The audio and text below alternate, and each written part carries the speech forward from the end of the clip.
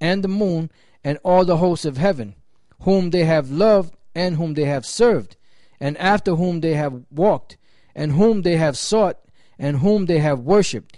Now, you have an instance with this guy Christopher Columbus, which they have dug up his remains so many different times, they don't even know where the hell this guy's remains are.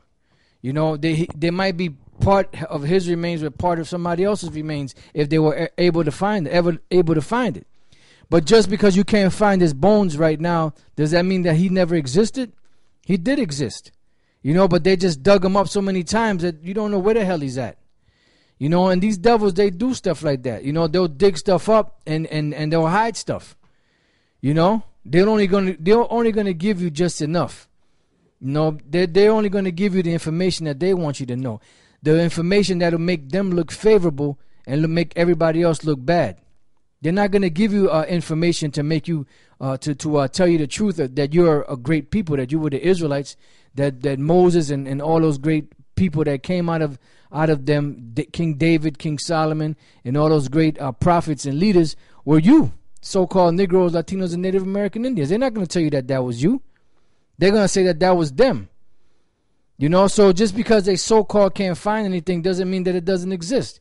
And that leads back to what? To faith, a word called faith, which none of you people out there have. Because faith is really a gift. It's not something that you receive that's tangible. It's not something that you can go and dig up an artifact, and when you see the artifact, you say, okay, well, this proves that the Lord existed, or this proves that this particular prophet or this particular king or this particular person existed in history. That's not how faith works. Faith is a substance of things hoped for, the evidence of things not seen. That's your evidence. What you believe, you can't see it, but you believe it. And you guys are looking for actual substances and dates and this and that. The Lord don't deal that way. Because when you go back in the history during the time of the Lord, the Messiah, Yahweh Shai, whom the world ignorantly calls Jesus, the Christ, they were pretty much bad-mouthing him. Because see, back then you had the thing of back then. In order for you to be a man of wisdom or a man that was considered to be reputable, you had to go to the schools that were set up back then. You had to have a certain degree. You had to have teachers that were reputable among the people in order for you to stand a chance in society at the time. And this is what they said about the Lord. This is the book of St. John chapter 7, verse 10. It says, matter of fact, I'll start at 14. Now about the midst of the feast, Yahweh Shai went up into the temple and taught. So he was teaching the word. And the Jews marveled, saying, how knoweth this man letters, having never learned? So how does this man know the scriptures, going to this scripture and going to that scripture, which having never learned? Meaning he never went to our universities. We don't remember him coming up in the house of scrolls. We don't remember none of that. It says, Yahushua answered them and said, my doctrine is not mine, but his that sent me. If any man will do his will, he shall know of the doctrine, whether it be of the Most High or whether I speak of myself. So basically, what he was saying is that the things that he was teaching was in a whole different other wavelength than what those wicked Pharisees and Sadducees were teaching back then. So it's the same thing now. You have the international bankers, which have searched out many secrets, but just because you don't go to, if you don't go to their schools and get their degrees and the diplomas and their accolades, so to speak, then you're not an authority according to them. But that's according to who? According to the white man. So you people, you in the black unconscious community, you so-called pride yourself about being a black man and black this and black that, but everything that you have, your whole being is all centered around the so-called white man. Yeah, including those dates dipped in honey.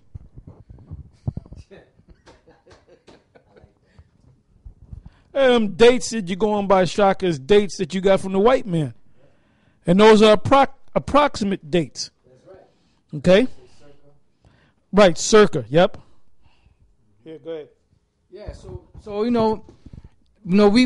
we have scriptures, we have information that you could bring out. There are extra biblical sources that mention the Messiah, that mention Yahweh Shai.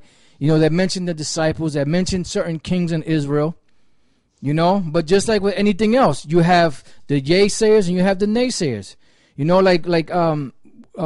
have what's called the Mesha Stele, or the Moabite stone. In that stone, it mentions the Most High's name. It mentions the name of Israel. It mentions the name of a particular king in Israel. But that's not enough for you, because y'all will call a source like that unprovidenced. Now, the term unprovidenced simply means that it's not. They don't know the sources.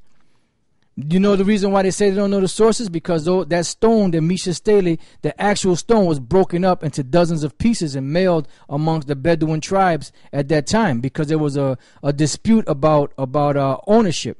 And the white man was trying to buy it. So what they did was they broke it up, and the white man went around and found certain pieces of it, and the rest of it, they just replicated it from some sources that they had.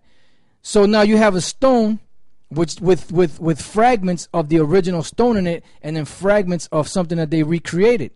But now the parts of the stone that are recreated have the name of the Most High, have the name of Israel, have the name of that particular king. But that's still not enough for you guys. So it doesn't matter. You can break your neck and go into all different type of information, archaeological digs and all that to prove anything to y'all, but y'all not going to get it. You know why? Because your conscience is seared with a hot iron.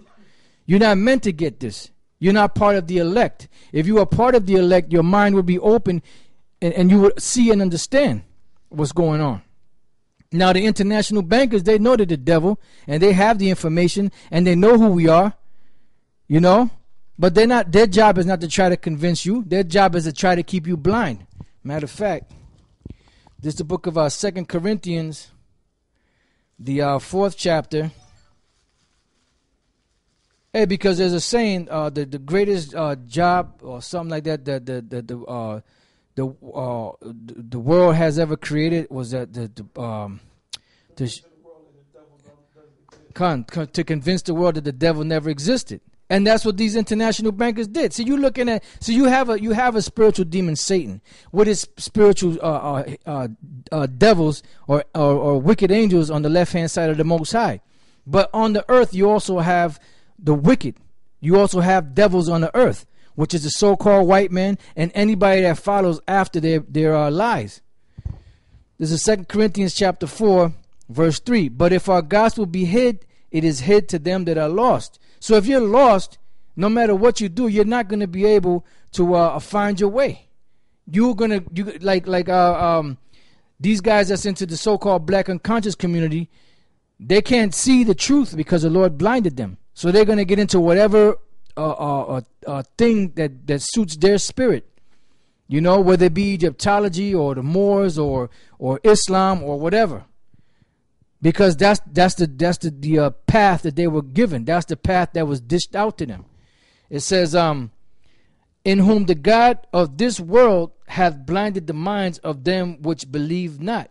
See, because like I said, you had different Israelites that debated these Egyptologists and confounded them. Now, which one of those Egyptologists that was confounded turned and said that they were Israelites? None of them. Polite didn't do it. Shaka Homos didn't do it, and none of them other guys that got confounded by the truth converted back to being Israelites. Why? Because they're blinded. It says, least the light of the glorious gospel of Yahweh